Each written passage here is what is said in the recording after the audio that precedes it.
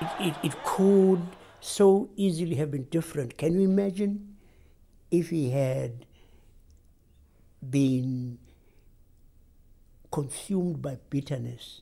I don't think that in the last century there have been many people that could ever compete with the value and the profile of an individual like Nelson Mandela. He has an authority that probably nobody else in the world has. He will be an inspiration to people hundreds of years from now. He's probably will be remembered as the greatest historical figure of this era. Nelson Mandela's long walk, forever remembered. But it was the decision for the ANC to sponsor military action that started that very walk. This, his first ever television interview in 1961. There are many people who feel that it is useless and futile for us to continue talking peace and non-violence against a government whose reply is only savage attacks on an unarmed and defenseless people. And I think the time has come for us to consider, in the light of our experiences in this stay at home, whether the methods which we have applied so far are adequate. Mandela was head of the armed wing of the ANC. He was arrested, charged, tried and sentenced to a life in jail. 27 years, many spent on Robben Island. He left behind his family and his friends. People say, oh, what a waste, 27 years. And I have to say, no, I disagree. I disagree. When he went to jail, he was an angry young man. And it took the 27 years for him to mellow. People did protest to end his incarceration.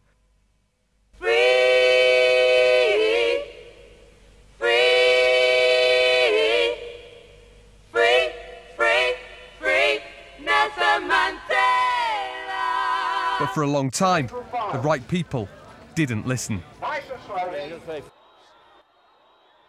And then, on his own terms, Nelson Mandela was released. And then, without even a trace of malice, he forgave his captors.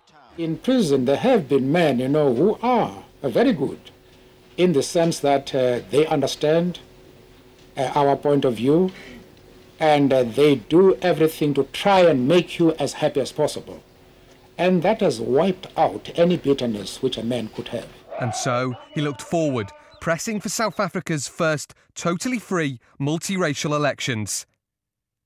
Mandela and the man that set him free, Frederick de Klerk, received the Nobel Peace Prize in 1993.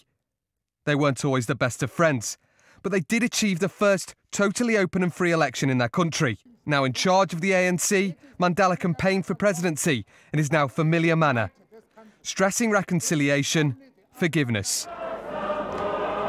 Nelson Mandela became the president of South Africa, not by force, but with a dance.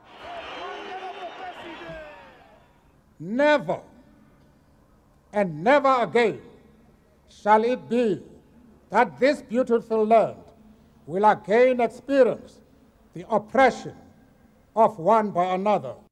The country went on to host and then win the Rugby World Cup. A sport synonymous with whites. Now the crowd, if not the whole country, was chanting his name. Never has a politician been quite so popular in his lifetime. The first former prisoner to stay at Buckingham Palace, flirting with Ginger Spice. You're not old, you're as young as the girl you feel, and I'm 25. I'll take that up, yeah? And then immortalised in a film directed by Clint Eastwood and starring the man Mandela chose to play him, Morgan Freeman. Because in order to build our nation, we must all exceed our own expectations. After one term as president, he retired. But such was his immense popularity, he was even forced to retire from retirement, reducing his public appearances, but letting people down gently. Don't call me. I'll call you. His 90th birthday was celebrated with a concert in London, but his life is littered with tragedy.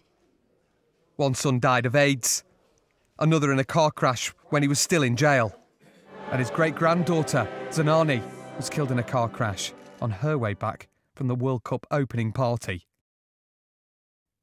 He didn't face the crowds until the final.